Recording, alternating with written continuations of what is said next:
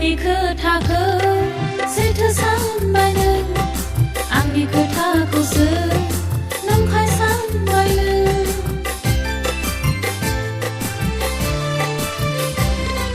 सुथुरखौसो नों आंगो सानबायनो असेखौसो नों सुथुर सानबायनो गोरबोखौ नों खामग्लि होबाय सोलेरखौ नों बायग्लि होबाय लामा सामा नोंखौ नुब्ला गोरबो खामसै आंनि मोदै गसै सिरि सिरि नोंखौ साना आंनि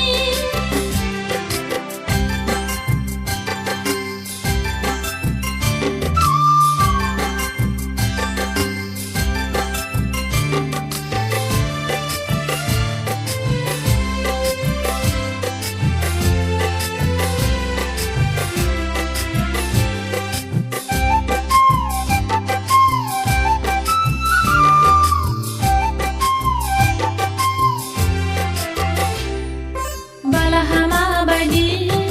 खालामबाय गोरबो दैबाना बादि बोहैहोबाय मोदै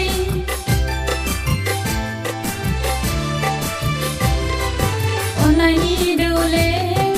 बसबाय हरखाब सहायनांबाय दुखु सानखि